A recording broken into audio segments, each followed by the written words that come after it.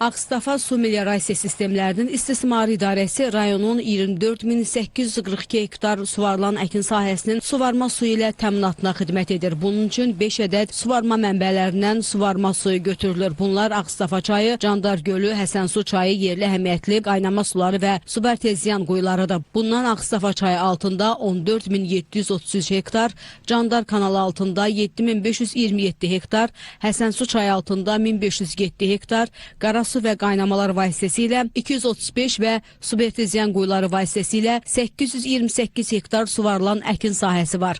İdarənin balansında 2500 hektar ərazidə suvarmanı yaxşılaşdırmaq məqsədi ilə 4 ədəd nasos stansiyası var. Ağstafa rayonu ərazisində 4200 hektardan çox ərazinin suvarma suyu ilə təminatı bilavasitə subarteziyan quyuları vasitəsilə həyata keçirilir.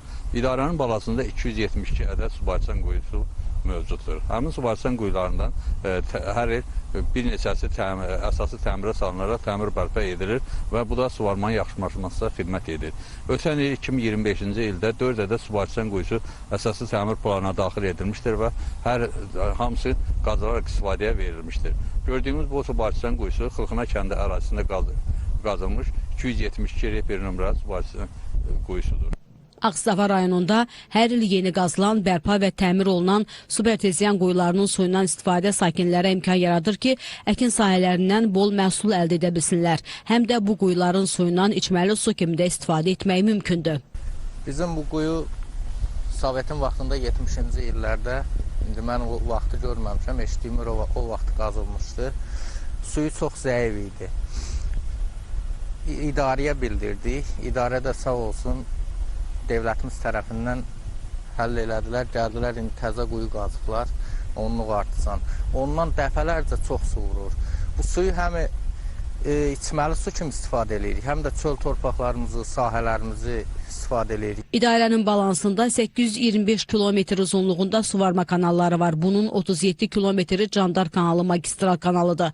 Su itkisinin qarşısını almaq məqsədi ilə torpaq kanalların beton üzlüklə əvəz olunması işləri hər il davam etdirilir. Rayonun Poylu, Dağkəsəmən və Xətay kəndlərinin 1300 hektara yaxın əkin sahəsini suvarma su ilə təmin edən 14,4 kilometr uzunluğunda Poylu arxının beton üzlüyə alınması üçün betonlama işləri davam etdirilir. Hazırda rayon üzrə 207 kilometr uzunluğunda beton kanallarımız mövcuddur ki, bunun da hər illəri mütəmadi olaraq üzərinə əlavə olaraq 3, 4, bəzən də 5 kilometr kimi kanallarda betonlama işləri aparır. 2025-ci ildə 4 kilometr uzunluğunda torpaq məzar kanallarda betonlama işləri aparılmışdır.